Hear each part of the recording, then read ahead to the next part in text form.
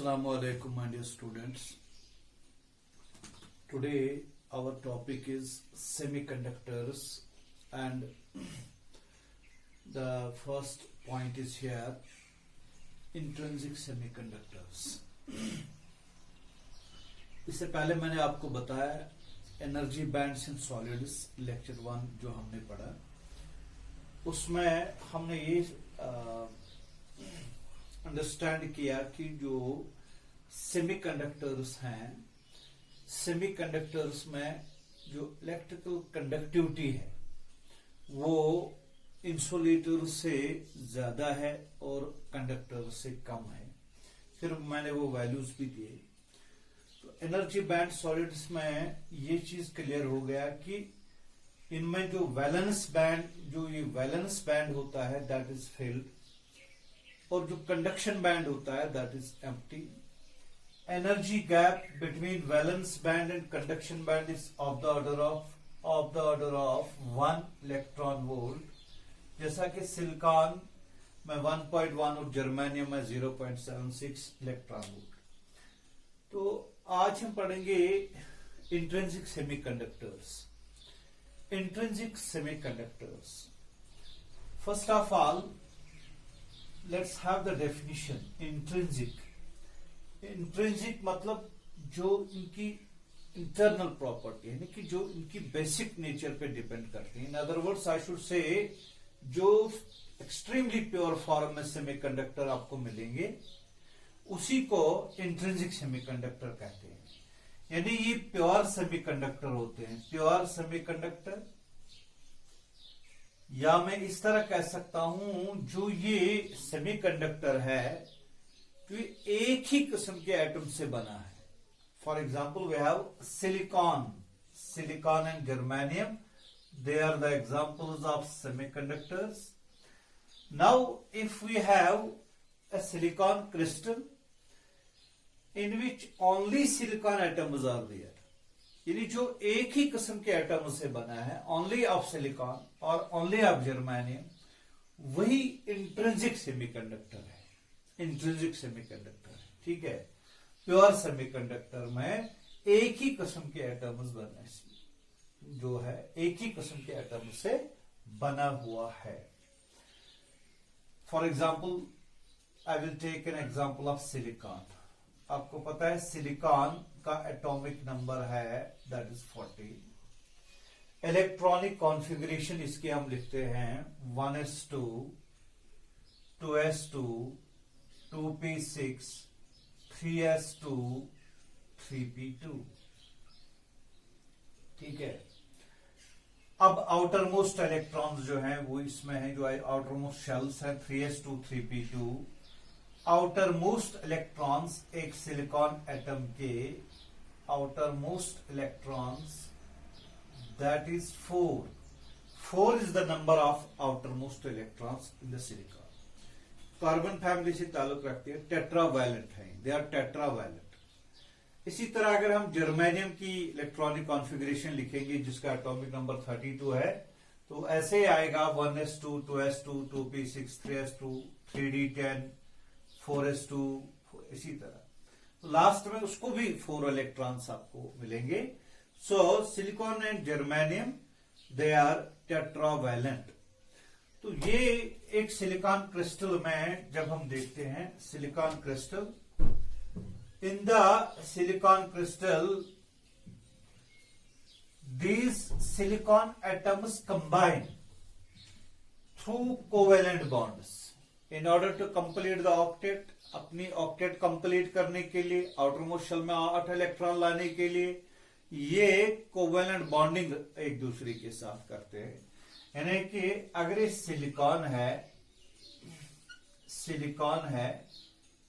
इसके outer most shell में 4 electrons है, तो नेबरिंग सिलिकॉन एटम से कोवेलेंट बॉन्डिंग करके, शेयरिंग ऑफ इलेक्ट्रॉन्स करके ऐसे क्रिस्टल बनाते हैं।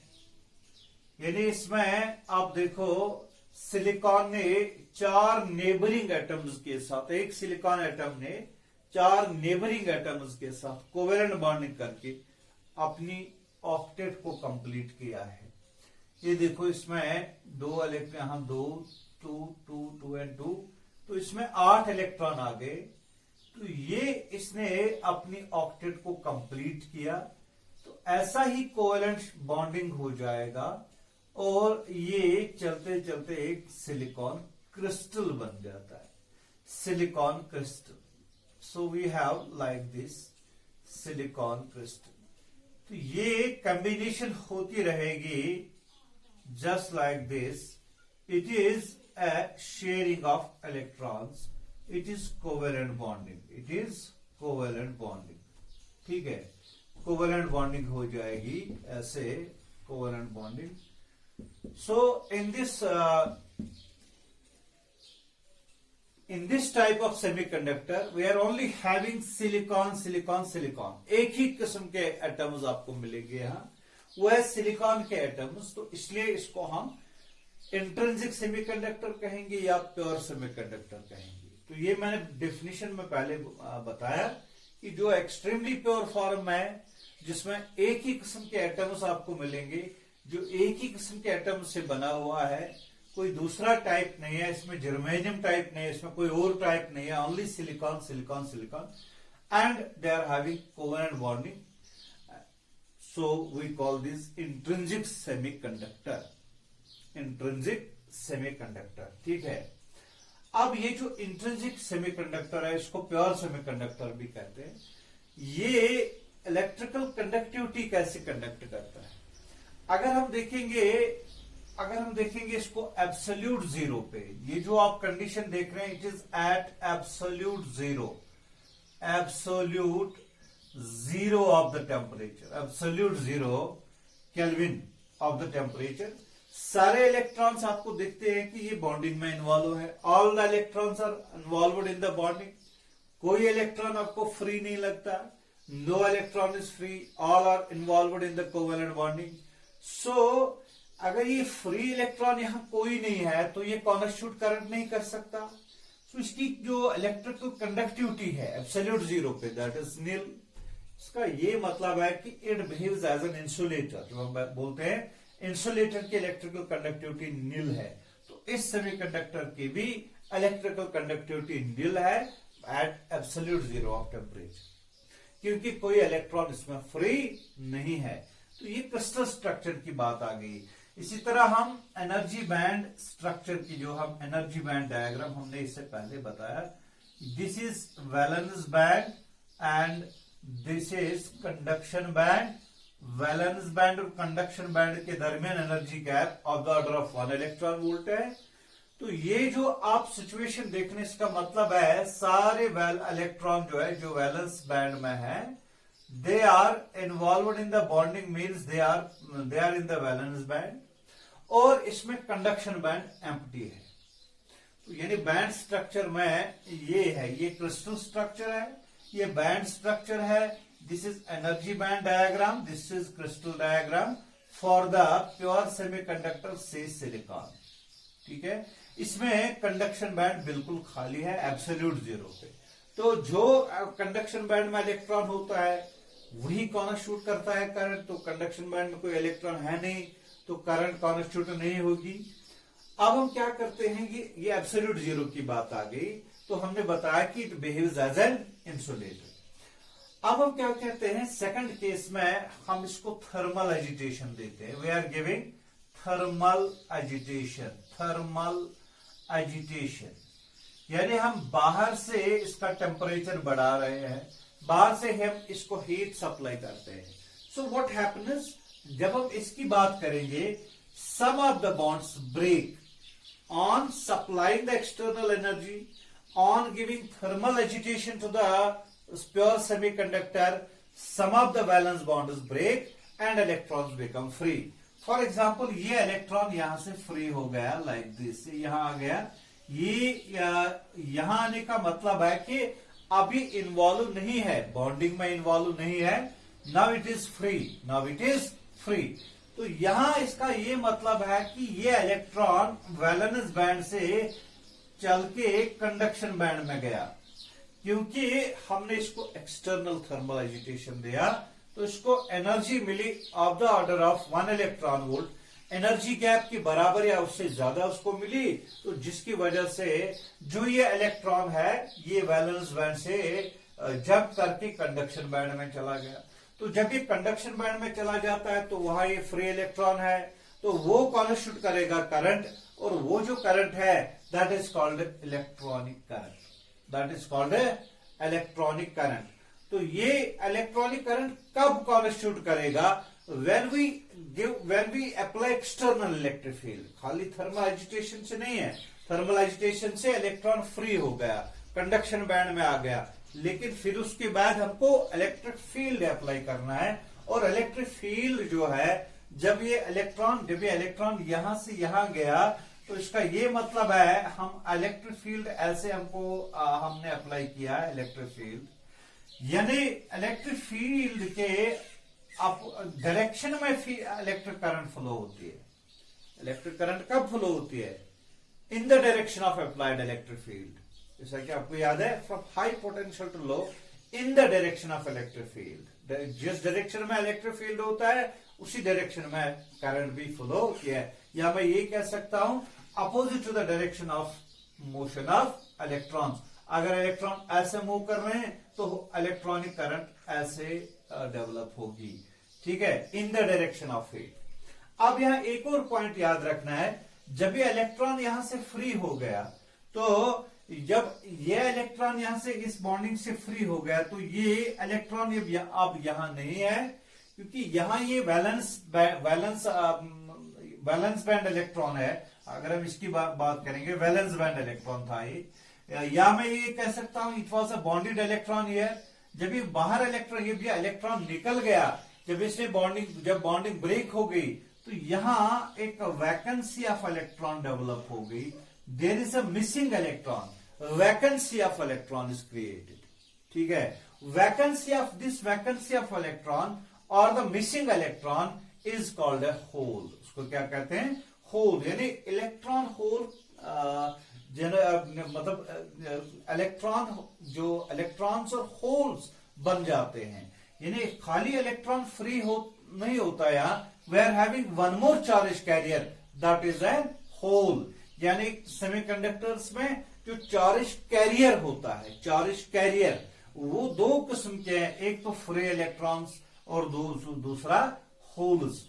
What is a hole? It is a missing electron. It is a vacancy of electron. When the electron becomes free out of the covalent bonding, missing electron is created, which is called a hole is created. Now this hole acts as a positive charge. It has a positive charge.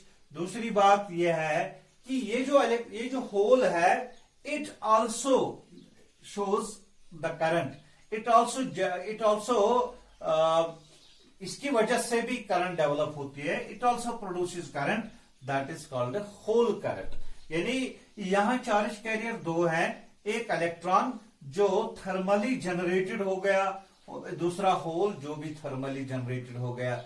जो electron जो है, जिस motion में electron move कर रहा है, उसके opposite में इलेक्ट्रिक करंट फ्लो होगी, और जिस मोशन में होल मूव करेगा, तो यहां पॉइंट यह है, क्या होल मूव करता है? तो एक्चुअल में होल मूव नहीं करता है, बट इट अपरेंटली मूव्स। आपको लगेगा कि होल मूव करता है, एक्चुअल में जो बॉन्डिंग इलेक्ट्रॉन है, ये इलेक्ट्रॉन या जो नियर बाय इलेक्ट्रॉन, ये इलेक्ट्रॉन इसको ये इसकी तरफ चला जाता है। That means this electron is attracted by the hole. So जब ये इलेक्ट्रॉन यहां पहुंच जाता है, तो यहां जो है, ये जो होल है, इट अपरेंटली मूव्स हियर। मतलब अगर आपके पास इलेक्ट्रॉन होल पेयर्स बन गए, जितने बॉन्ड्स ब्रेक हो गए, एक इलेक्ट्रॉन जनरेट हो गया, यहां एक इलेक्ट्रॉन जनरेट होने के बाद यहां होल भी जनरेट हो गया। अब ये होल जो है, इलेक्ट्रॉन जो है, ये तो फ्री है, इट इज मूविंग। यहां बात करेंगे तो यह इलेक्ट्रॉन यहां पहुंच गया। अब जो यहां इलेक्ट्रॉन जो है, यहां तो नहीं रहा electron, now there is a missing electron in the valence band, that is a hole, that is a hole. Now जो नियर बाय इलेक्ट्रॉन होता है, जो ये होल है, ये वाला इलेक्ट्रॉन जो है, it goes to this hole and recombines. ठीक है, ये रिकम्बिनेशन इसकी यहां होती है, तो ये इलेक्ट्रॉन यहां चला जाता है, तो इसका मतलब है डायग्राम ऐसे बनेगी। अब ये इलेक्ट्रॉन यहां है, होल यहां है, बना तो यहां था लेकिन ये नीचे आ गया, इसका मतलब है होल्स नीचे नीचे चले जाते हैं। इसी तरह यहां भी समझो, अगर ये इलेक्ट्रॉन यहां चला जाएगा, इसका ये मतलब है कि यहां अब इलेक्ट्रॉन होगा, यहां होल होगा, तो अपेरेंटली होल्स भी मूव कर रहे हैं। So holes move in the direction of electric field. देखिए यहां हमने दिखाया कि इलेक्ट्रिक फील्ड ऐसे हमने अप्लाई किया, जिसका मतलब है कि जो है इलेक्ट्रॉन जो है, इलेक्ट्रॉन नीचे से ऊपर की तरफ चले जाते हैं, तो करंट ऐसे होगी, there will be current like this IE, it will be current due to electrons जो यहां आ गए। अब यहां होल्स जो है ये नीचे की तरफ चले जाते हैं, यानी इस डायरेक्शन में इलेक्ट्रॉनिक करंट भी है, इसी डायरेक्शन में होल करंट भी है IH। So there are two charge carriers in case of pure semiconductor. There are two charge carriers. यानी हर किसी अगर सेमीकंडक्टर में दो चार्ज कैरियर होते हैं, खाली प्योर सेमीकंडक्टर में नहीं है। एक है इलेक्ट्रॉन और दूसरा है होल्स। ठीक है, जैसा कि हम कंडक्टर में बोलते हैं कि only electrons are there which are responsible for the conduction of current, but in case of intrinsic semiconductors we are having the two types of charge carriers, electrons and holes.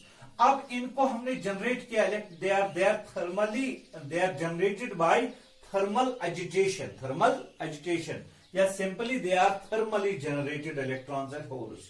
तो electric field apply करने पे current कौन शूट होगी, electronic current और hole current. ठीक है, तो ये पॉइंट आपको याद रखना है। दूसरा पॉइंट आपको ये याद रखना है कि पहले हमने बताया था एब्सोल्यूट जीरो पे ये बिहेव करता है इंसुलेटर। अब हमने थर्मल एजिटेशन दिया, अब इंसुलेटर में अब इसकी कंडक्टिविटी है, क्योंकि इसमें इलेक्ट्रॉन होल जनरेट हो गए, वही कॉन्स्टिट्यूट करते हैं करंट, इलेक्ट्रॉनिक करंट और होल करंट। ठीक है, तो टोटल करंट इसकी I will be equal to IE plus IH। ठीक है, दूसरी बात जो हमने ये बताई वो ये है कि जो ये प्योर सेमीकंडक्टर है, इसके जो इलेक्ट्रॉन्स हैं, जो होल्स और इलेक्ट्रॉन्स बन गए, they are due to thermal agitation.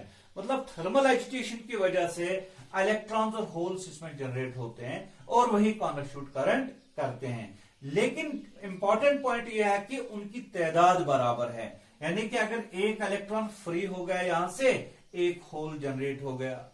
अगर दो इलेक्ट्रॉन्स यहां से फ्री होते, दो होल जनरेट होते। मतलब अगर हम इसकी बात करेंगे, एक इलेक्ट्रॉन यहां चला गया तो एक होल यहां बना, एक दूसरा इलेक्ट्रॉन यहां चला गया तो होल यहां बना। So electrons and holes are generated, electrons move in the conduction band and the holes move in the valence band, but their number density is equal. That means Ne it is equal to NH, यानी number density of electrons is equal to number density of holes। ठीक है, in case of pure semiconductor, तो pure semiconductor में दूसरी बात सामने आ गई, वो ये है कि Ne इक्वल टू NH, और इसको हम जनरली बोलते हैं Ni, इंट्रिंसिक कैरियर कंसंट्रेशन या intrinsic charge density, Ni intrinsic.